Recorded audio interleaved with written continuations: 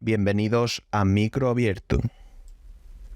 No importa en qué lugar en el mundo vivas, todo el mundo necesita comida, ropa, medicina, y todo esto lo pagamos con dinero. También se pagan cosas malas como drogas, armas, guerra. El dinero siempre ha sido algo neutral, una herramienta para poder comerciar. En el programa de hoy vamos a repasar la historia del dinero. Pasamos la mayor parte de nuestra vida persiguiendo el dinero. Ha sido usado para lo mejor y lo peor de la actividad humana, desde financiar guerras a ayudar a países que han sufrido grandes desastres. Si confías en tu dinero tal y como es, tengo una historia que contarte. Era una época de bonanza económica. Los políticos se atribuían el mérito de la situación económica por sus decisiones. Las empresas se adentraron en nuevos mercados más rentables sin preocuparse de los riesgos que estos estaban aumentando. De hecho, los expertos decían que no había tales riesgos. Entonces, unos inquietantes datos económicos de países más pequeños asustaron a los mercados. Surgieron más malas noticias que hicieron caer el precio de la vivienda en la capital del mundo financiero. Un banco importante se declaró en quiebra. Inversores y empresas entraron en pánico exigiendo su dinero en efectivo a los bancos. Las instituciones más grandes de la capital del mundo financiero quedaron bloqueadas. Se incautaron activos y se embargaron bancos. Una contracción del crédito amenazaba la economía mundial. Después, finalmente el gobierno intervino. El mayor rescate bancario jamás hecho. La acción del jefe del Estado había arreglado la economía. ¿Te suena? ¿Recuerdas todo esto? No lo puedes recordar porque fue hace 2000 años. Fue en Roma la primera crisis de liquidez y su rescate por parte del gobierno. Era el imperio más grande que el mundo había conocido nunca hasta la fecha y fue puesto de rodillas por un desastre bancario. El emperador Tiberio utilizó dinero del Tesoro Nacional para rescatar los bancos y las empresas del país. La historia podría no repetirse, pero la verdad es que lo hace, aunque no se repita de la misma forma. Un suceso similar ocurrió en 2008 y el resultado fue el mismo. El gobierno tuvo que intervenir y socializar las pérdidas causadas por entidades financieras y sin que se asumiera ningún responsable. Ahora, en la actualidad ha ocurrido algo similar. Suiza anuncia un rescate de más de 50.000 millones de euros a Credit Suisse. La Fed ha anunciado un rescate de 25.000 millones de dólares para frenar el colapso de Silicon Valley Bank. Para reducir la inflación, estaban aumentando los tipos de interés y ahora hacen todo lo contrario, inyectan liquidez para rescatar a estos bancos. Entonces, creo que esta inflación que supuestamente era pasajera no tiene pinta de que vaya a reducirse. La historia del dinero es tan antigua como la civilización misma. Y ha ido evolucionando con nosotros. Dentro de una misma tribu era fácil comerciar y apuntar a las deudas. Pero cuando se tenía que comerciar con tribus extranjeras, se utilizaba algo que todo el mundo estuviera de acuerdo en el valor que tenía, algo que fuera escalable. Se creó el dinero mercancía, el cual había muchas clases, pero todos ellos tienen que compartir las mismas 5 características. Escaso, fácil de identificar, divisible, duradero y fácil de transportar. En la antigua Roma era la sal. De hecho, de ahí viene el término salario. Los aztecas utilizaban los granos de cacao. Se han usado dientes de ballena. En el Tíbet se usaba estiércol de yak, grano, metal, marfil, piedras preciosas. Se han utilizado infinidad de cosas como dinero. En la actualidad, si llegas a la escuela de primaria, verás a los niños intercambiando canicas, tazos, cromos de fútbol o cartas de Pokémon. Recuerdo de niño hacer tratos con compañeros de clase en los que tú les dejabas copiarse la tarea o les resolvías algún problema que no eran capaces de resolver y a cambio te daban tazos, cromos, caramelos, cualquier cosa valía. En las cárceles, los presidiarios tienen su propia moneda, que son los cigarrillos. No hay nada más valioso que el tabaco. El dinero no lo crea ningún gobierno, surge de forma natural entre la sociedad. Las personas inventan una moneda cuando no hay otra divisa alternativa. El problema de estas divisas primitivas o dinero mercancía es que un nuevo yacimiento de sal o una enfermedad en los cultivos podía hundir la economía. Se necesitaba un sistema más estable. Hace unos 2500 años se comenzaron a acuñar las primeras monedas de metal. Tenían las mismas características que el dinero mercancía. Y de hecho, han sido mucho más duraderas que sus propias civilizaciones. Aún en día, se pueden encontrar y restaurar. Cuando aparecieron las monedas de metal, la economía de mercado nació y permitió desarrollar el comercio con todo el mundo. Las monedas funcionaban. Pero solo si la gente confiaba en el rey o gobierno que acuñaba esas monedas y este no estaba engañando con el contenido de metal.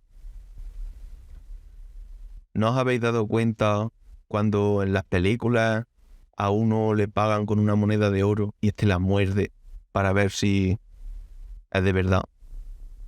Pues eso es un caso real. En la antigüedad ocurría. Y cuando la moneda tenía una gran cantidad de estaño, era fácil darse cuenta de que la moneda era una estafa y terminaba perdiendo el valor. Las monedas han durado mucho tiempo.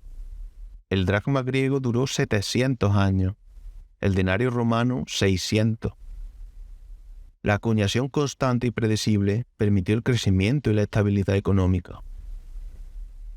El cobro de impuestos levantó imperios y financió guerras, pero esto era caro y rápidamente, en lugar de utilizar metales preciosos como oro y plata, comenzaron a acuñar las monedas reduciendo los metales caros y utilizando otros más baratos. Empezaron a devaluar sus monedas, con lo que ya no era fiable utilizar estas monedas para el comercio con otros países. Pronto se dieron cuenta de que las deudas tenían valor y estas deudas podían ser intercambiadas. Cuando esos pagares venían de sitios con reputación, se podían utilizar como forma de dinero. Y así comenzó la era del papel moneda. Este dinero no respaldaba materias primas o metales. Era una promesa de pago en un papel. Comenzaron los primeros bancos, donde tú guardabas tus monedas de oro o lingotes, y en ellos te entregaban un papel que garantizaba que tenía esa cantidad de oro. Con el tiempo, esos bancos se dieron cuenta de que muchas personas almacenaban su oro y nunca lo utilizaban. Entonces comenzaron a prestar esas monedas a cambio de un jugoso interés. Con el tiempo, se dieron cuenta de que la gente dejó de utilizar el oro. Todo el mundo quería el papel que aseguraba una cierta cantidad de oro. Este papel de los bancos privados pronto comenzó a competir con la moneda de la corona, y el poder de emitir moneda se le fue escapando de las manos a los reyes y gobernantes.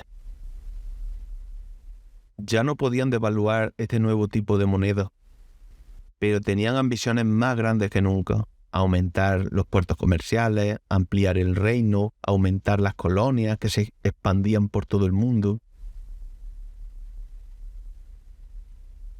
Durante muchos años, en Europa, los reinos se dedicaron a la guerra y a matarse entre ellos para robar el dinero al bando perdedor, por lo que el dinero y la guerra siempre van de la mano.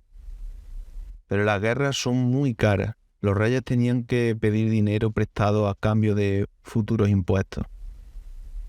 Con ello se crearon los bonos del gobierno y la deuda soberana. El dinero siempre ha sido una herramienta de soberanía. Emitir dinero te daba poder y el Estado respaldaba ese dinero con la deuda nacional. Obligaba a pagar impuestos en ese dinero para otorgarle valor. Se cuenta que durante la Segunda Guerra Mundial los alemanes tenían un plan para destruir económicamente Inglaterra. Y era sobrevolar la isla con aviones y soltar millones y millones de libras a la población, pero al final nunca se llevó a cabo. En 1913 se creó la Reserva Federal de los Estados Unidos para tener un único banco central. Su tarea era controlar el precio del dólar y este estaba respaldado en oro. Le permitían controlar la emisión o la contracción monetaria, controlar los auges y las recesiones de los ciclos económicos. Llegó 1929 y con ello la Gran Depresión, que tuvo un profundo efecto en la economía mundial. Para paliar los efectos de esta crisis, la Fed tuvo que imprimir todo el dinero que legalmente podía. Para reactivar la economía, en 1933 el presidente Roosevelt introdujo una orden ejecutiva para obligar a todos los ciudadanos estadounidenses a vender su oro a la Fed a un tipo fijo o irían a la cárcel. Este suceso es una de las razones por las que no me gusta la inversión en oro físico en España, ya que tienes que dar tus datos. Y si alguna vez ocurriera algún problema similar, el gobierno de turno tendría una lista con todas las personas que tienen oro físico. Y mucha gente dirá, qué catastrofista eres, no sé qué. Pues mira, lo que me ha enseñado la vida en todos estos años es que no puedes descartar nada. Porque ¿quién iba a imaginar que la economía del mundo se iba a parar por un virus? Después de eso, puede pasar cualquier cosa. Continuamos. La Fed ofreció mucho más efectivo a países extranjeros. Poco después, llegó la Segunda Guerra Mundial que devastó todas las economías, excepto la de los Estados Unidos. El gigante industrial y militar emergió como la superpotencia financiera mundial, y el dólar se había vuelto la moneda más estable y confiable en el mundo. Los demás países fijaron su moneda en función del dólar, pero todavía podía ser intercambiado por oro. De hecho, los Estados Unidos poseían más de la mitad de las reservas de oro del mundo. Comenzaron a emitir demasiada moneda y el equilibrio entre papel, moneda y oro respaldado se estaba rompiendo. En 1966 ya existía en el mundo más dólares que el oro que los respaldaba. Comenzó la Operación Dragón, iniciada por Charles de Gaulle desde Francia. Quería reducir la dependencia del dólar como moneda de reserva y utilizar el oro. Muchos países comenzaron a seguir lo que hizo Francia y comenzaron a enviar barcos llenos de dólares a Estados Unidos, exigiendo su pago en oro. En 1971 el presidente Nixon arregló el problema. ¿A que no adivinas cómo lo hizo?